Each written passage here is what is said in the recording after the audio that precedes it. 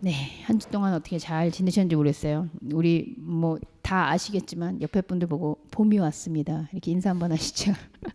봄이 왔습니다. 네, 글쎄요, 이제 다시 안 추워지겠죠? 예, 지난주까지만 해도 봄이 왔다 몇 번을 그랬는데 다시 겨울이 오고 겨울이 와서 네, 오늘 보니까 진짜 봄이 왔다 싶은데 금방 여름 될 것 같아요. 이제 다음 주 되면은 덥다 또 그럴 것 같아요. 그래서 아, 사람들은 참 마음이 간사하구나 이런 생각이 드네요. 자, 오늘 여러분과 함께 나눌 말씀은 네, 갈라디아서 지금 시리즈로 하고 있거든요. 네, 다음 주는 우리 주원규 목사님과 함께하는 원어 돋보기 네, 다음 주에 같이 하겠습니다. 그래서 오늘 갈라디아서 시리즈 아마 이거 5번 아니고 6번일 거예요. 그래서 종에서 종으로 하는 내용인데 갈라디아서 4장 1절에서 11절 말씀 제가 읽겠습니다.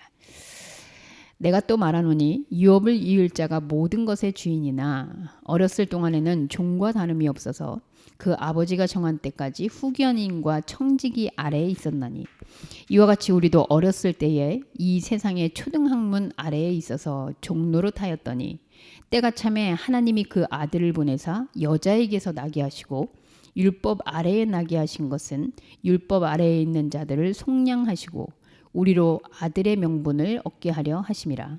너희가 아들이므로 하나님이 그 아들의 영을 우리 마음 가운데 보내사 아빠 아버지라 부르게 하셨느니라. 그러므로 네가 이후로는 종이 아니요 아들이니 아들이면 하나님으로 말미암아 유업을 받을 자니라. 그러나 너희가 그때에는 하나님을 알지 못하여 본질상 하나님이 아닌 자들에게 종노릇하였더니 이제는 너희가 하나님을 알 뿐 아니라 더욱이 하나님이 아신 바 되었거늘 어찌하여 다시 약하고 천박한 초등학문으로 돌아가서 다시 그들에게 종노릇하려 하느냐. 너희가 날과 달과 절기와 해를 삼가 지키니 내가 너희를 위하여 수고한 것이 헛될까 두려워하노라. 아멘. 네, 바울의 심정을 토로하는 말씀인데요. 오늘은 네, 좀 아까 찬양을 불렀으니 그림을 한번 보도록 하죠. 그 현대 미술의 시작이다라고 불리는 그림이에요. 네, 여러분 이거 무슨 그림 같아요? 무슨 그림? 사과. 네, 사과 맞습니다. 어떻게 사과가 맛있어 보입니까? 맛없어 보입니까?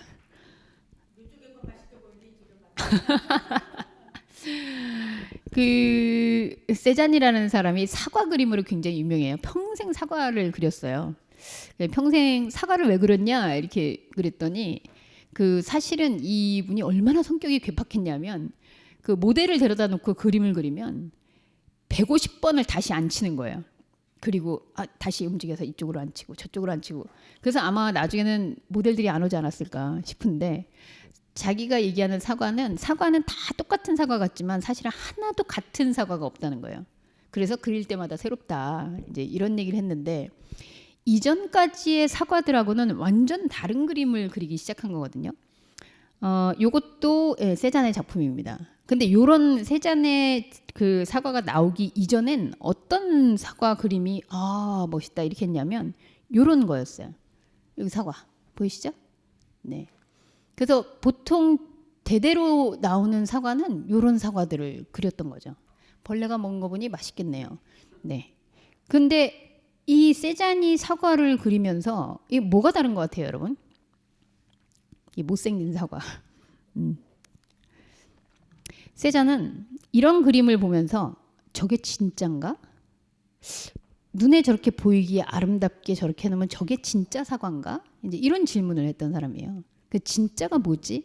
우리가 얘기하는 원래 처음부터 있던 사과의 진짜 속성은 뭐지? 그래서 이 사람이 그림을 어떻게 그렸냐면요.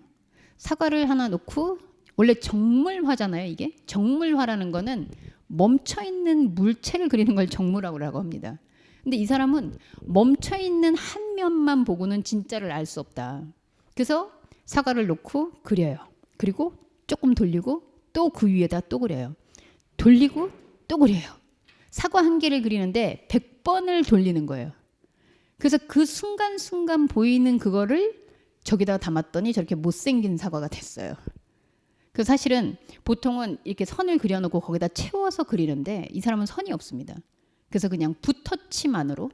그래서 이제 현대 미술 추상화로 넘어오기 직전에 그런 선구자적인 그림이다 이렇게 얘기하는데, 이 사람이 그린 그림 중에 산도 있어요. 자기네 집 앞에 있는 산. 근데 그 산도 산이 어떻게 이렇게 날씨 좋은 봄날에만 산이냐. 그래서 그 자리에 똑같이 앉아서 여름에도 그리고 가을에도 그리고 겨울에도 그리고, 그래서 그 산 하나에 봄, 여름, 가을, 겨울이 다 들어있는 거예요. 그래서 이렇게 해야 진짜 우리는 저 산을 봤다라고 얘기하지 않겠냐라는 얘기를 하면서 결국 이런 선이 없어지는 그림 가운데 이제 추상화의 세계로 넘어가는 현대 미술이 시작되는 계기가 됩니다.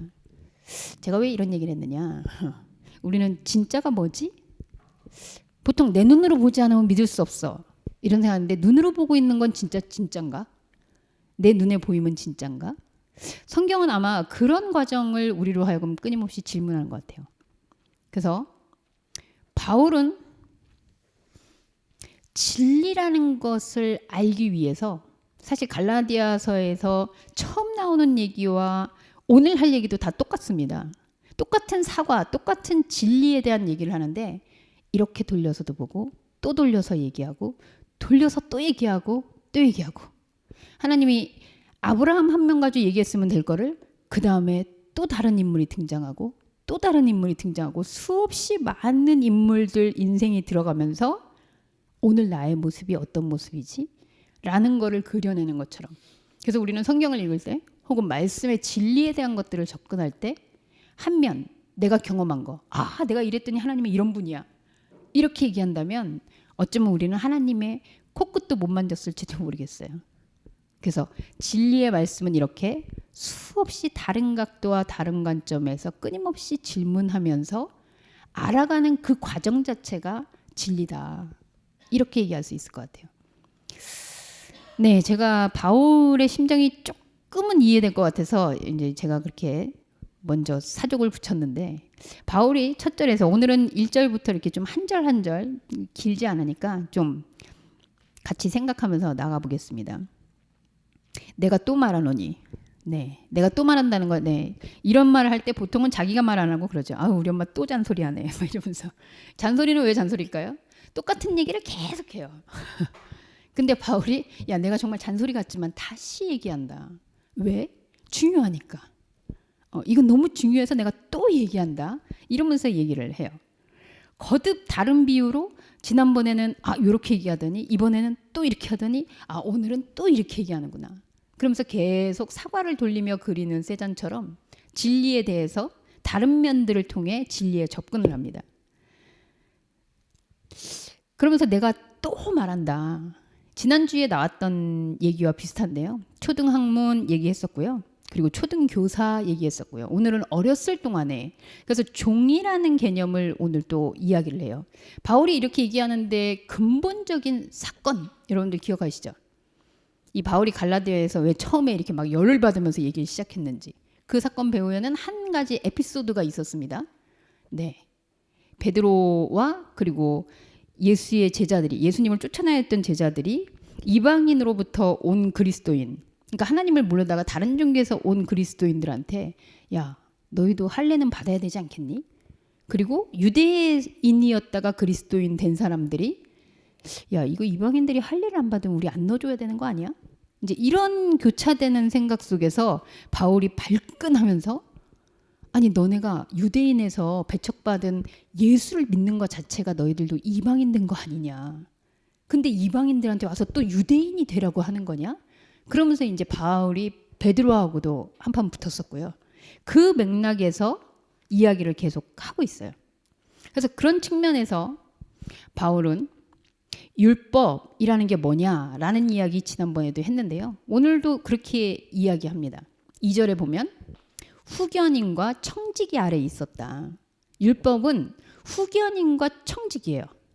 여러분, 후견인은 성장하고 나면 이제 필요가 없는 거고요. 청지기는 집 주인이 오면 자기가 주인은 아니에요. 관리하는 자예요. 그래서 율법은 하나님의 진리를 알아서 가는 거기를 가이드하는 역할이에요. 안내하는 역할이라는 거죠. 근데 우리가 너무 잘 알고 있는 사실인데도 불구하고 이 3절에 보면 어렸을 때 내가 그 율법이 뭔지 몰랐을 때에는 그냥 거기서 시키는 대로 해야 되나 보다. 뭐 우리도 그렇잖아요. 어릴 때는 그렇게 하라는 건가 보다. 근데 배움이 쌓여가면서 사실은 스스로 생각하고 스스로 결정하고 이것이 옳구나 그르구나를 내가 판단하기 시작하잖아요. 그런데 이 초등학문에서 계속 머물러 있으면 유급 상태로 계속 있으면 계속 제자리 걸음을 하게 되는 거겠죠. 그래서 바울은 율법이라는 기능이 우리에게 어떤 역할을 하고 있느냐. 자기 자신에게도. 바울은 율법의 거의 뭐 대가라고는 할 수 없겠는데 대가들의 제자였죠. 그리고 율법을 준수하기 위해서 심지어 이단인 그리스도인들을 잡아 죽이는 역할을 자처했었고요. 자기가 그랬었는데 내가 지금 완전히 그런 것들을 다 버렸다. 그러니까 사람들이 볼 때는 야 저거 배신자 아니야 이럴 수 있는데 그리스도를 만났을 때 우리에게 율법은 그럼 아예 필요 없는 것이냐. 지난주에 제가 모호하지만 율법과 복음은 서로 백척점이 아니고 서로에게 들숨날숨처럼 서로 호흡하는 관계에 있지 않냐라고 얘기를 했어요. 자, 오늘 보면 4절이 굉장히 중요합니다. 앞에서 이렇게 율법이라는 거는 우리를 어렸을 때 동안에 하나님의 복음을 알아가도록 가이드하는 역할을 한다. 또 이렇게 이끌어주다가 안내자라는 건 도착하면 없어지는 역할이잖아요. 그래서 그렇게 되는 거다라고 했는데 그렇지 않은 사람들이 많은 거죠. 율법을 하나님의 안내야라고 내가 안내를 했는데 뭐 생각해 봅시다. 어린 나이를 이제 유치원 때 갈 때 돼가지고 엄마가 유치원에 데려다 줬어요. 그럼 이제 엄마는 안내하고 엄마는 와야 되는데 안 가겠다고 떼쓰고 울고 불고 안 떨어지는 거예요. 그러면 이제 그 유치원에 가서 배움이 없겠죠. 뭐 그런 상황 같은 거예요. 이렇게 내가 복음으로 해서 너희들을 율법에서 결국은 그리스도의 복음까지 이끌어왔는데 아니 왜 여기 안 들어가고 안내한 사람만 붙잡고 그러고 있는 거지? 그런 상황인 거죠. 근데 하나님이 보낸 그 그리스도는 어떤 존재냐? 라는 얘기를 4절에서 합니다. 우리 같이 한번 읽어보죠. 시작. 때가 참에 하나님이 그 아들을 보내사 여자에게 나게 하시고 율법 아래 나게 하신 것은 여자가 아닌 데서 태어나신 분 혹시 우리 중에 여자 아닌 데서 태어나신 분 다 엄마한테 태어났잖아요. 근데 왜 아버지의 성이 붙고 아버지의 씨라고 할까요? 자, 여기서 바울이 사실은 뭐 여성을 더 존중해서 이게 아니고요. 여자에게서 난 존재. 그 당시에는 사실 이거 굉장히 논란될 수 있는 문제입니다. 지금도 그렇지만 아버지의 계보에서 그리고 남성들의 족보로 누가 누굴 낳고 누가 낳고 이러면서 쭉 오는 데서는 사실 여성은 낳는 것만 하고 남자의 계보로 읽히는 거예요. 근데 이 여자에게서 나게 했다는 건요. 제가 예전에도 한번 얘기했는데 이거 소위 굉장히 불순하다고 해야 되나요? 그 아버지가 돌아가시고 태어난 유복자 뭐 이런 개념이 있어요. 네. 그리고 그 태어났는데 아버지가 누군지 모르는 그런 상태도 있어요. 사실은 그거하고 비슷한 관점이에요. 하나님의 아들이 왔는데 그 족보를 모른다는 거예요. 그리고 우리가 알고 있던 이 누구의 자손 그 사람들은 예수를 보고 막 다윗의 자손이라 그러잖아요. 근데 바울은 여자에게서 났다. 이건 무슨 말이냐면 전혀 다른 차원으로 예수가 왔다라는 거죠. 그러면 여러분 안에 있는 그리스도의 발견도 하나님의 뭐 이래서 누구의 자손, 아브라함의 자손, 누구의 자손 쭉쭉쭉 내려오는 게 아니라 이런 것들과 전혀 다른 차원의 그래서 우리는 동정녀 마리아에게 나시고 이러는데 동정녀가 중요한 게 아니고요. 남자의 계보로 이어지는 인간의 족보에 대해서 전혀 다른 차원의 뜬금없는 존재가 등장했는데 그게 바로 그리스도라는 거예요. 또 우리 모태로부터 택정함을 입었다라고 얘기하잖아요. 네. 그러면은 모태 삼신할머니처럼 이렇게 딱 주입해 줬느냐? 그게 아니고 누구나 그 안에 하나님이 이끄는 그리스도의 속성, 영적인 자아가 있다라는 얘기가 선택받았다는 얘기예요. 그래서 여자에게서 난 존재가 율법 아래 났다는 거예요. 그렇죠? 율법 있는 시대에 나왔잖아요. 예수 그리스도가.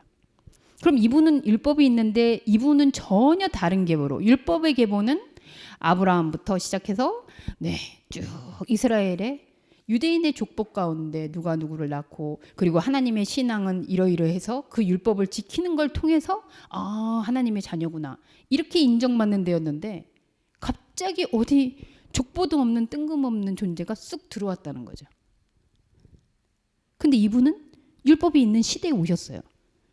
율법이 있는 가운데 오셨어요. 그럼 이분은 율법을 어떻게 할까요? 그분의 역할이 5절에 나옵니다. 읽으면 읽을수록 유대인들은 기가 찼을 거예요. 율법 아래 있는 자들을 속량하신다. 속량 뭐죠? 구해내는 거잖아요. 되돌려서 사오는 거잖아요. 구출하는 거잖아요. 율법 아래 있는 자들을 구출한대요. 이방인들 구출 아니고 이미 율법을 지키고 있다. 율법 아래 있는 사람들이 누구게요? 하나님의 자녀라고 믿고 있는 유대인들이잖아요.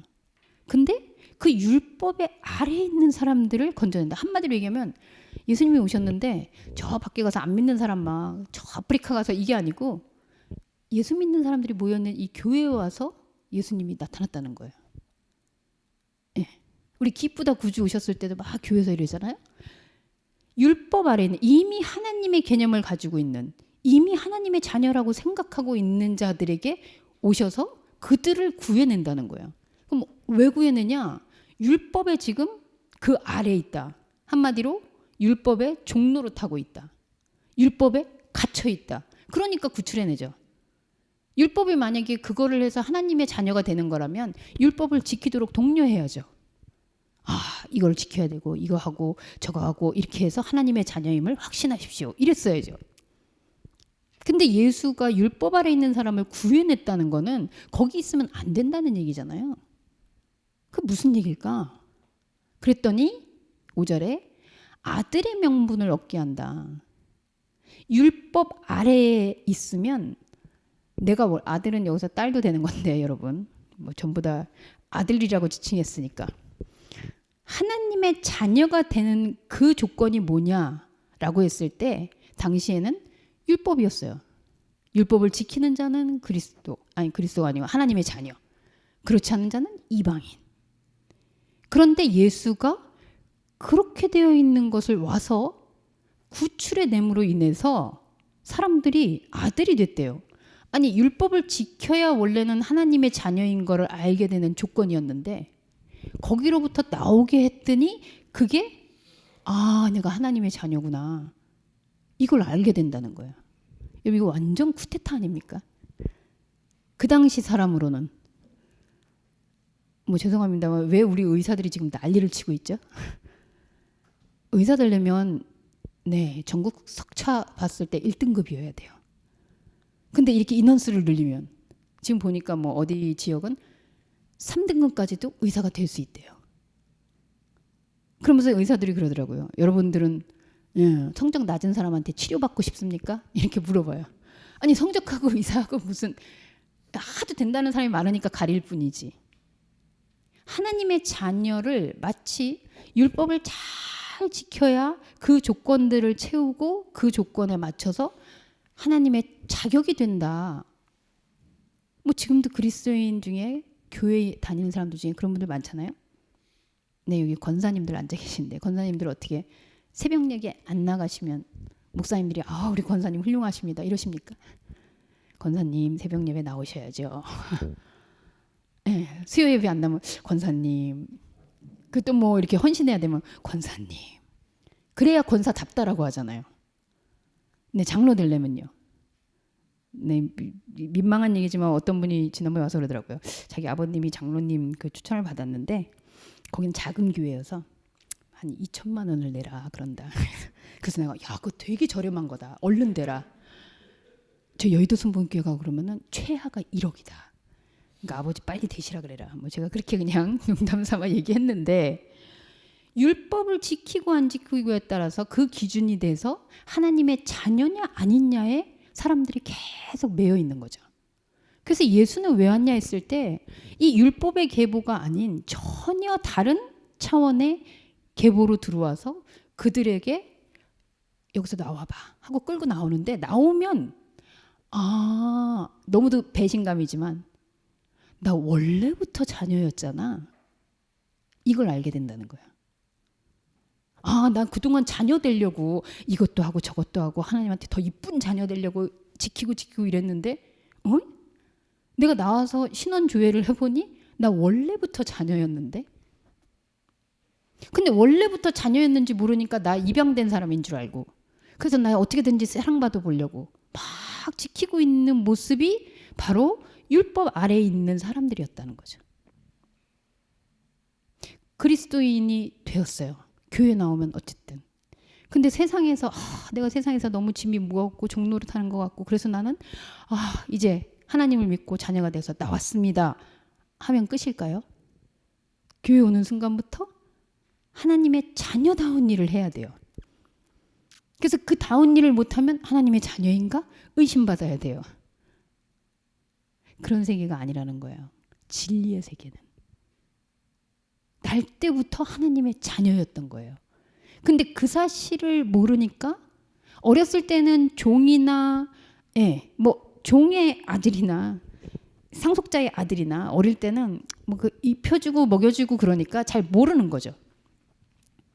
잘 모르는데 내가 커서 보니 나 아들이었어 원래부터. 그러면 종의 노릇을 이제 할 필요가 없어지는 거죠. 예수가 왜 왔냐 그랬을 때 바로 그 역할을 하러 우리에게 왔다는 거예요, 여러분. 그래서 예수를 알게 되면, 그리스도를 만나게 되면 내가 예수님을 믿고 하나님한테 고백하고 이래서 내가 이제 자녀가 되었구나가 아니고 내가 영원부터 영원까지 하나님 자녀였었구나, 나는 원래부터 자녀였구나, 이거를 알려주신다는 거죠.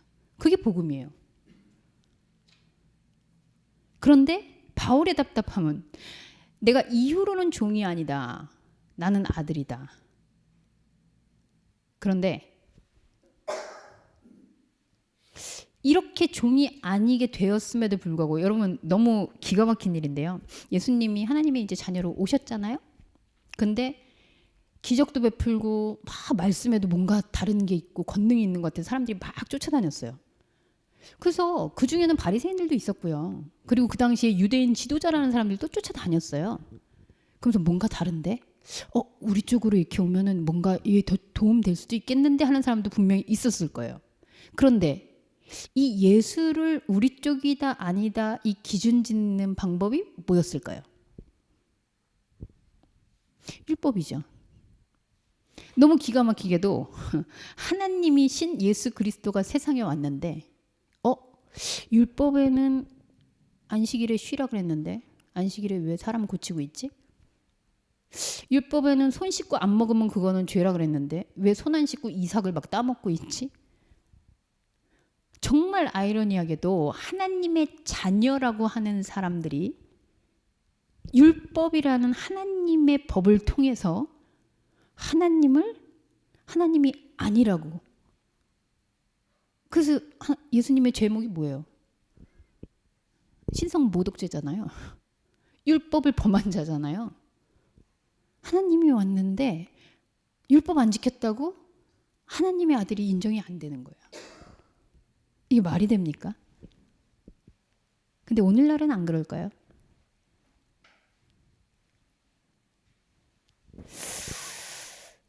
율법은 필요 없는 것이 아닙니다. 율법을 통해서 하나님의 세계를 나아가는데 우리는 안내를 받아요.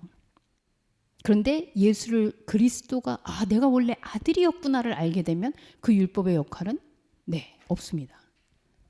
거기까지가 율법의 안내의 기능이에요. 8절에 보면 그러나 너희가 그때는 하나님을 알지 못하여 율법 가운데 있을 때는 본질상 하나님이 아닌 자들에게 종노릇했다. 율법을 통해서 나는 하나님의 자녀야, 하나님이 나를 사랑해 주셔, 하나님으로부터 나는 의롭다 해라고 했는데 이게 이런 질문인 거예요. 그래? 근데 그게 진짜 네 하나님이 맞아? 제가 종종 그러거든요. 뭐 어쨌든 그리스도인이 많은데 아니 저분이 믿는 하나님하고 내 하나님이 똑같은 건가? 여러분 그런 질문이 들 때가 있잖아요. 아니 내 하나님은 이런데 왜 저분이 얘기하는 하나님은 이게 하나님 같지가 않지? 바울이 얘기하는 거예요. 아니 너희가 하나님을 알았어? 사실은 우리가 하나님을 알아가는 게 아니고 하나님은 너를 처음부터 알고 있었어. 자식은 부모가 누구인지 태어나자마자 아는 건 아니잖아요.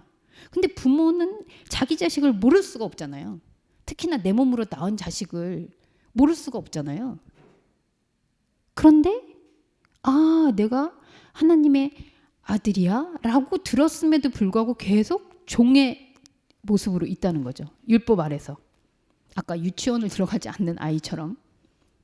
그래서 사실은 종의 신분에서 하나님의 자녀의 신분으로의 완전히 다른 차원으로의 이동인데 그냥 이쪽에서 종하다가 율로 옮겨가서 또 종을 해요. 소속만 바뀌었어요. 요리로 가서 또 종 노릇해요. 근데 내가 불교였는데 불교에서 비나이다 했는데 기독교 와서 또 비나이다 그냥 신만 바뀌었어요. 계속 자리를 옮겨도 계속 종으로 있는 거죠. 그런 모습 아니니? 라고 바울이 지금 그리스도인이 된 사람들한테 얘기하고 있는 거죠.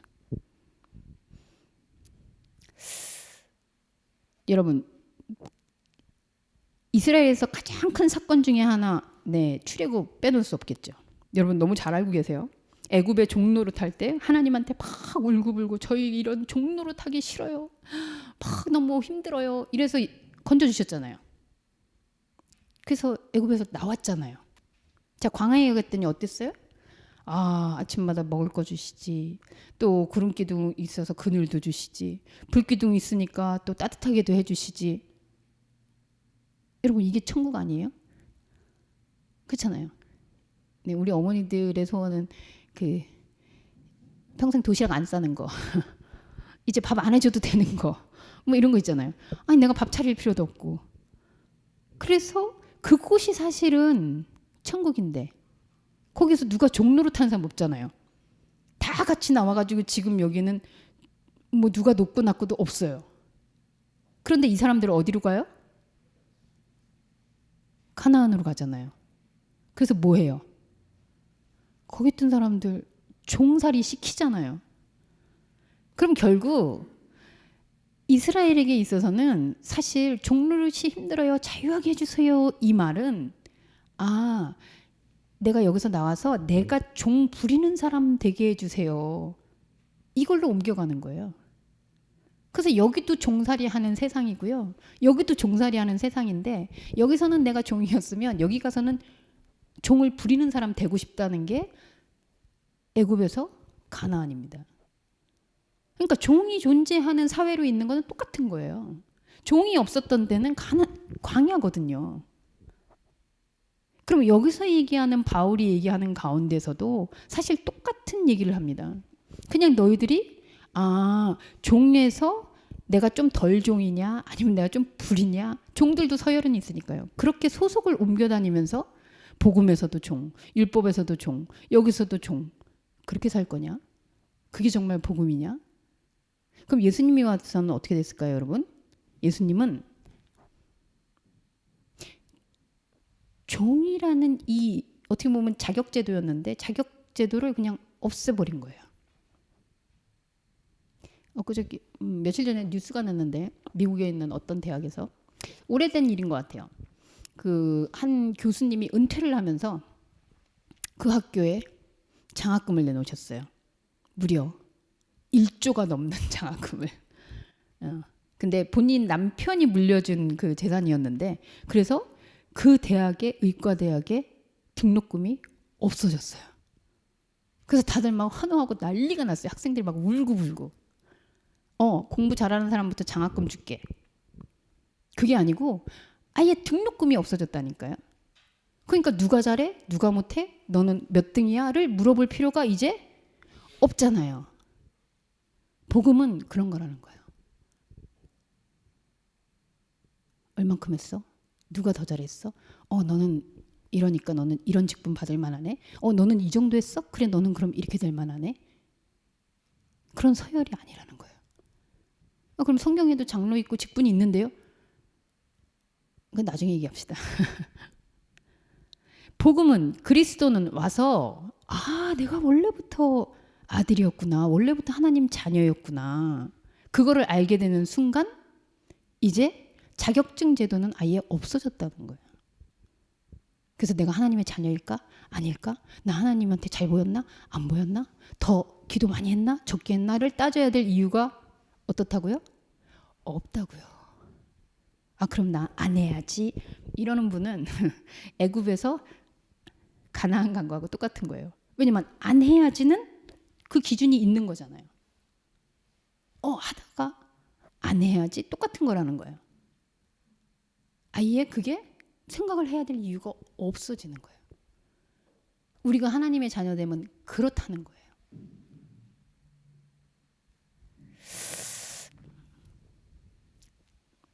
여러분, 그럼 인간이 구원받지 않고 있다. 얘네들 너무 타락했어. 그래서 노아의 방주 때 한번 확 쓸어버렸지. 우리 입장을 좀 바꿔봅시다. 여러분이 하나님이에요. 네, 여러분이 사람 아니고 하나님이에요. 하나님 입장에서 사람을 이렇게 보니까 맨날 그렇게 또 막 지지고 볶고 싸우고 또 거기서 힘들어하고 어렵고 막 이래요. 그래서 하나님이 마음속으로 어떤 생각을 할까요? 저것들 싹 쓸어버려야겠다. 하나님은 한탄하면서 내가 저것들을 왜 만들었지? 이럴까요, 여러분? 그럼 아예 그런 사람을 안 만들었어야지. 여러분, 정말 미안한데 하나님은 아브라함 시대도 그랬고 노아의 시대도 그렇고 제가 술을 더 많이 먹었네. 나쁜 놈. 저놈은 저렇게 똑바로 안 살고 저러네. 이런 것들로 인간을 판단해서 없애버리는 게 아니에요. 그 영혼이 살아있나? 내가 택한 그 지점에 얘가 나하고 지금 주파수가 맞고 있나? 다른 것들은 좀 부족해? 그게 아니고요. 하나님은 그런 걸로 한탄하지 않으세요. 영혼이 죽었나? 살았나? 보통 우리 아기가 태어나면 보통 옛날에는 그 드라마 보면 그런 거 나오잖아요. 손가락부터 보고 발가락 보고 발가락 손가락 10개면 됐어. 얘가 살아있나? 얘가 지금 나하고 통할 수 있나? 그래서 하나님은 우리를 보면서 너는 왜 이렇게 그렇게 사니? 부모님 잔소리 그렇게 할 수 있어도 하나님은 그런 분이 아니에요. 그러면 율법의 날들을 진실하게 지키고 있다. 10절에 그런 이야기를 합니다. 너희가 날과 달과 절기를 그래서 잘 지키고 있다. 나는 근데 그게 우려가 된다. 이렇게 잘 지키고 있다는 것은 그 기준이 아직도 있고 그 기준으로 인해서 내가 잘했나 못했나 하나님의 자녀인가 아닌가 이런 것들이 아직 검증되고 있다는 거죠. 여러분 스스로는 왜 하나님의 자녀라고 생각하세요? 바울 시대에도 그 이전에도 안내자가 되어서 진리에 이르게 해야 할 하나님의 말씀이 율법이 안내자인데 자기가 진리가 됐어요. 그래서 심지어 하나님이신 예수 그리스도가 와도 자격을 안 줘요. 여러분 이거 이상한 안내자잖아요. 이 법에 하나님이신 예수도 예외가 아니었습니다. 율법의 완성은 아까 말씀드린 대로 그 지켜야 되냐 안 지켜야 되냐 율법이 없어지는 거예요. 십계명을 없앤다고요? 아니 십계명이 없어지는 게 아니라 그리스도를 통해서 그래서 그게 완성이 되는 거예요. 더 이상 지켰냐 안 지켰냐를 따지지 않아도 되는 그 온전함 그게 완성이에요. 그리고 나는 그냥 하나님의 자녀라는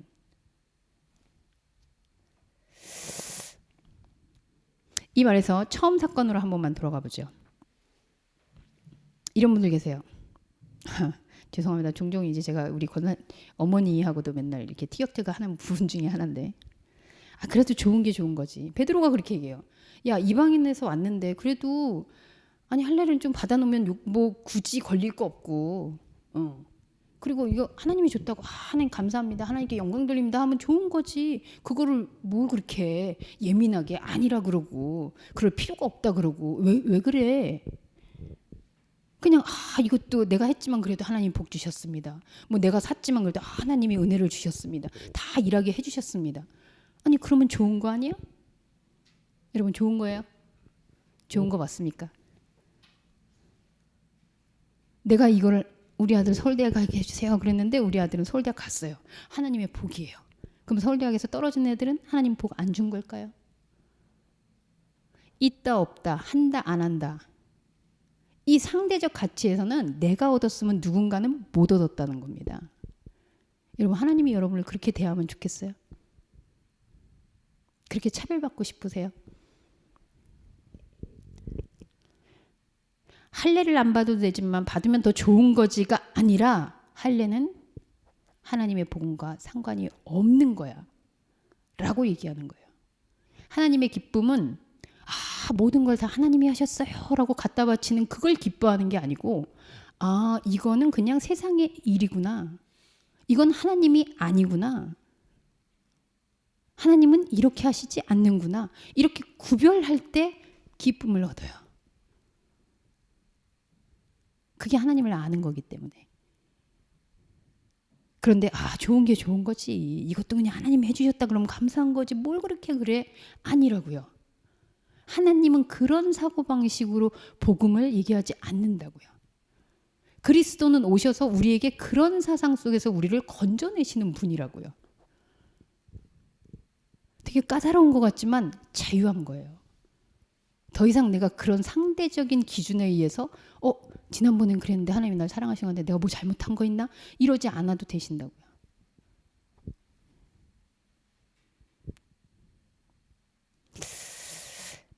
그리스도의 방향은 너무도 잘 알지만 십자가예요.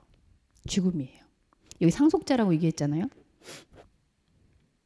유업이라고 했잖아요. 제가 만약에 우리 엄마 이렇게 멀쩡히 살아계신데 맨날 엄마 언제 상속해 줄 거야?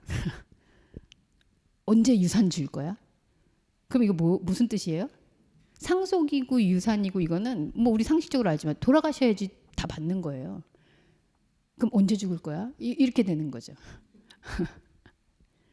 그런데 왜 굳이 상속이다, 유업이다 이렇게 했을까? 하나님 죽었다고요? 네.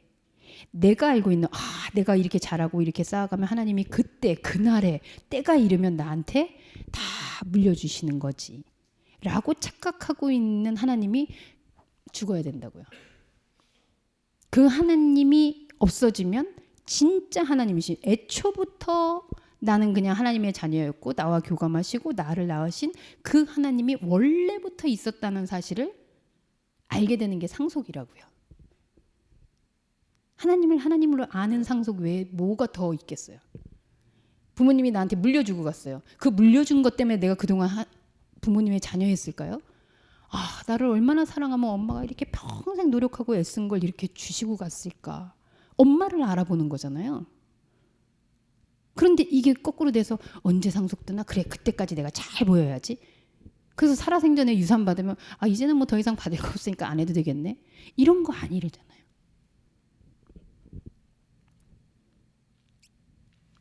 예수 그리스도의 방향은 십자가를 통해서 비워나가는 거예요. 이것도 하나님이 주셨던 거, 이것도 내가 하나님을 빙자한 나의 공력을 쌓던 것들이 십자가에서 없어지는 사건을 경험하는 거예요. 그래서 예수를 만나면 만날수록 우리는 가벼워져요. 그런데 나 교인이에요, 그리스도인이에요, 하나님한테 잘 하나님 사랑받고 싶어요 하면서 내가 무언가를 쌓아가고 있다면, 복을 얻으려고 노력하고 있다면, 하나님한테 잘 보이려고 어떤 행위를 계속하고 있다면, 아니면 믿음을 쌓아가고 있다면 이 방향이 좀 이상한 거죠. 이건 죽음으로 나가는 방향이 아니잖아요. 근데 왜 쌓을까요? 결핍됐다고 생각하니까. 혹시라도 모르니까 보험 드는 것처럼 이것도 좀 잘해야 되지 않나? 이것도 잘해야 되지 않나? 이거 했는데 이것도 좀 얹어야 되지 않나? 하나님은 그런 분이 아니라고요. 정리합니다. 여러분, 바울은 마치 사과 하나를 보면서 뭐가 사과의 진짜지? 요면만 보면 사과 이건가? 조금 돌려봤더니 이건 다른데? 그럼 이게 사과인가? 이것도 아닌데? 사과 하나를 놓고 100번을 돌려가면서 진짜 사과는 무엇이지? 그래서 진짜 사과를 그려냈나요? 아니 너무 맛없고 못생긴 사과가 나왔어요.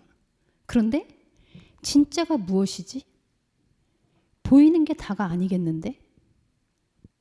그러면서 계속해서 내가 보고 있는 것들을 다시 돌려서 또 보고 다시 돌려서 또 보고 바울처럼 또 이쪽 측면에서 그리스도는 율법의 측면에서 그리스도는 사랑의 측면에서 그리스도는 계속 돌려가면서 보고 있는 그 상태가 진리의 상태예요. 따라서 이 진리가 무엇인가에 대한 바울의 치열한 고민은 그림을 그리는 화가만이 아니라 성경 시대의 바울만이 아니라 오늘 우리의 고민, 우리의 질문이어야 되는 거죠. 그래서 내가 확실히 알고 있다는 그 하나님이 아닌가? 또 다른 측면에. 그래서 우리는 왜 모일까요? 그렇죠. 이영재 권사님 안에 있는 하나님, 내하고 좀 다른데? 가람에게 있는 하나님, 이건 또 뭐지? 그러면서 그 성도들의 말씀을 통해서 보이는 하나님을 보면서 진짜 하나님을 순간순간 느껴서 그려가는 거죠. 그 복음의 세계. 그래서 우리는 늘 믿음을 위해 의심해야 돼요. 이게 진짠가? 이게 하나님의 말씀의 진짜 뜻인가? 그 고민이 바울이 바로 우리에게 답을 전하는 것이 아닌 진짜가 무엇인지를 묻고 있나? 율법의 진짜 의미가 무엇인지 아는가? 이런 질문이 지속되는 저와 여러분이 되기를 소원합니다. 기도하겠습니다. 하나님, 바울의 마지막 고백은 내가 너희를 위하여 수고한 것이 내가 이렇게 돌려보고 앉아서 보고 서서 보고 죽어가면서 보고 했던 이 모든 수고가 헛될 것이 되니까 나는 두렵다. 왜? 수고한 것이 두렵고 헛되어지는 그 없어지는 것이 아니라 내 수고가 멈춰질까 봐. 너희들이 그렇게 하나님의 진리를 알고자 그 율법에서 배웠던 것들을 풀고 헤쳐나오는 그 모습이 없어질까 봐. 믿음은 정해져 있는 상태가 아니고 보험도 아니고 멈춰있는 것들이 아닐 텐데 하나님 끊임없이 질문하고 내가 보고 있으면서도 이 보이는 것이 진리인가를 물어볼 수 있는 두렵지만 용기를 가진 그리스도인이 되게 하여 주옵소서. 예수님의 이름으로 기도합니다.